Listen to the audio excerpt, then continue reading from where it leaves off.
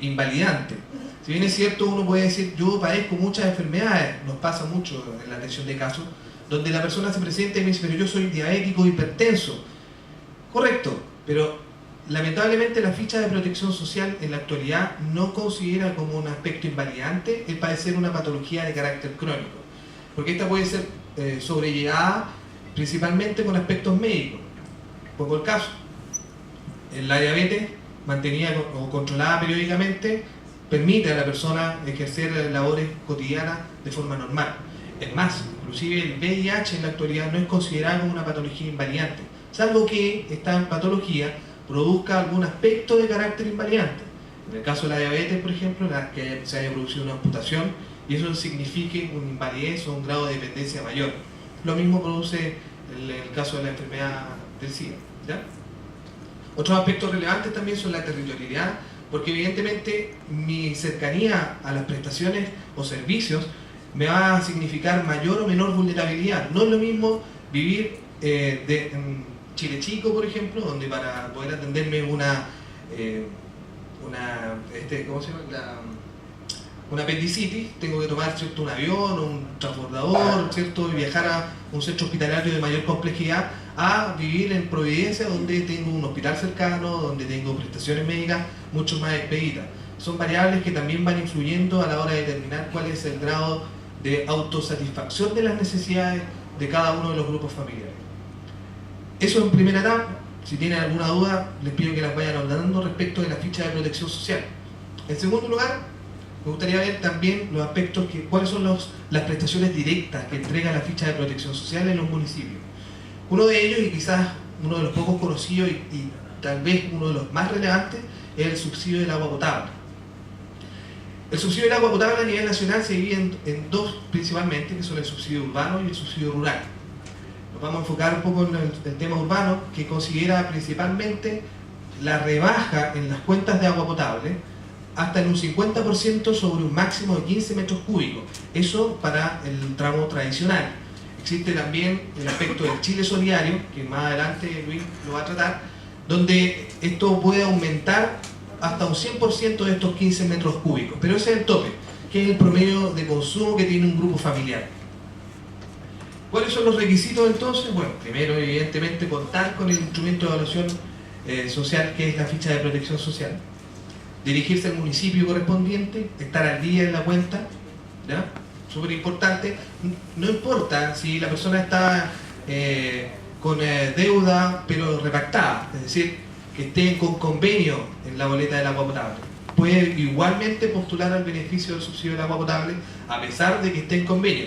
Lo relevante aquí es que la persona se encuentre al día en el pago periódico y permanente del agua potable. Hay que entender que los subsidios parten de la base, que es un aporte que el Estado le entrega a la familia, gratificando un poco su propio esfuerzo.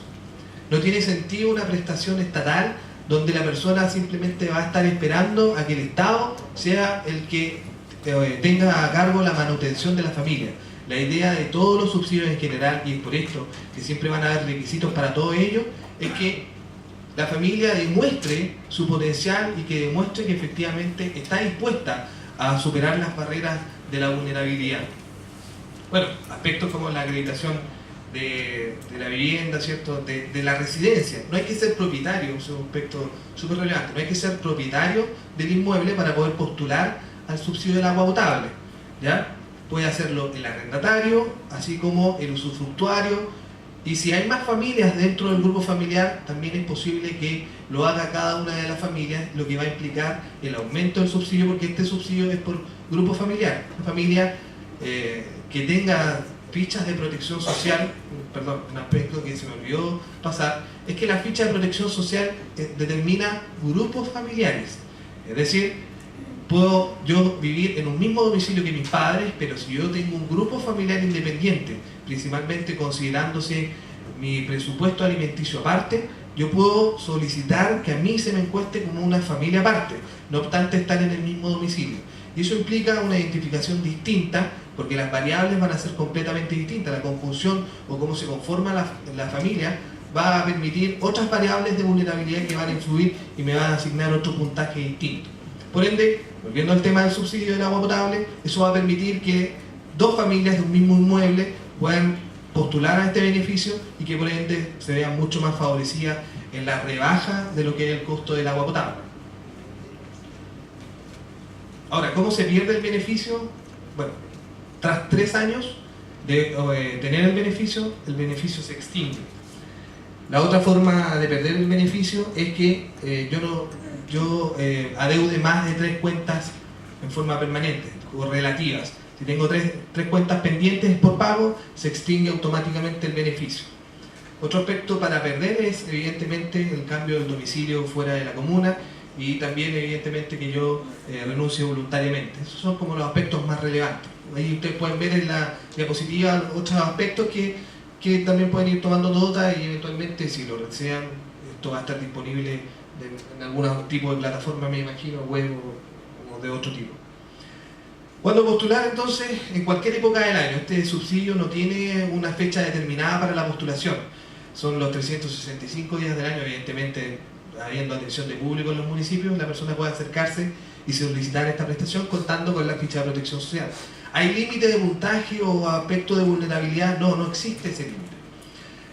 Principalmente esto se determina por cupos asignados por parte de cada una de las intendencias metropolitanas a través de una circular donde se comunica a cada municipio la cantidad de cupos disponibles para esa comuna por subsidio de agua potable. En el caso que hayan 1000 subsidios, por ejemplo, en la comuna X, esos 1000 subsidios van a ser cubiertos y en la medida que se vayan extinguiendo tras los 3 años o por deuda, morosidad, ¿cierto? O por renuncia voluntaria, esto va a ir liberando cupos que pueden irse llenados todo periódicamente, mes a mes. Por ende, no hay un límite para poder postular y va a depender mucho también de las listas de espera en cuanto a la relación de vulnerabilidad. Si mi puntaje es alto, evidentemente voy a tener menos posibilidades en el sentido de que si hay más gente postulando antes que yo voy a tener menos prioridad en este respecto, ¿ya? Por eso, les reitero, la posibilidad de postular siempre existe y se pueden presentar las postulaciones independientes del puntaje con el que yo cuente en la ficha de protección social. Esto un poco para que ustedes se den cuenta de la importancia que tiene este subsidio del agua potable. Estamos hablando de más de 50.000 millones para el año 2011. Eso es lo que se entrega en subsidios. Y si ustedes se fijan en cuanto a la región metropolitana, estamos hablando de más de 6.000 millones de pesos solo para el tema del agua potable. Otro subsidio de relevancia y de atención directa en el municipio es el subsidio único familiar, también conocido como la asignación familiar, muy usado por parte de la comunidad de esta manera. Hay que entender, sí, y antes de introducirnos al subsidio único familiar, que la asignación familiar y el subsidio familiar, si bien es cierto, suenan muy parecidos y son una prestación muy similar, son distintas e incompatibles. Es decir, la asignación familiar, que se entrega a través de las cajas de asignación familiar, ¿cierto? Las cajas de compensación de asignación familiar, y a través del empleador, a través de la liquidación de sueldo, y tiene un tramo de ingresos y es lo que me va a significar cuánto es el subsidio que yo voy a obtener. Es distinto al subsidio único familiar, que está orientado exclusivamente a personas que no están trabajando directamente. Este beneficio lo puede solicitar cualquier persona adulta que tenga a cargo un menor de 18 años. ¿Ya? Importante destacar que el subsidio único familiar es exclusivamente hasta los 18 años. A diferencia, por ejemplo, aquí hay una diferencia importante con lo que es la asignación familiar, que permite el beneficio hasta los 24 años siempre que el joven esté estudiando. En el caso del subsidio familiar, exclusivamente es hasta los 18 años, aun cuando el joven entre a la educación superior. Bueno, ahí está determinado. Ustedes pueden ver en la diapositiva algunos aspectos de la ley. En la actualidad, el monto del subsidio único familiar es de 7.110 pesos por cada causal. El beneficiario es la persona que tiene a cargo a los menores de 18 años.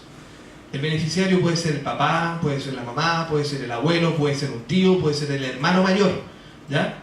Pero las causales son las que generan el beneficio. El beneficiario es el que cobra. La causal es la que genera el beneficio. Y en ese sentido pueden haber distintas causales. desde la mujer embarazada, desde la madre con hijos menores de 18 años, los menores de 18 años o la persona con alguna deficiencia mental. Esas son las cuatro variables o causales que generan el beneficio.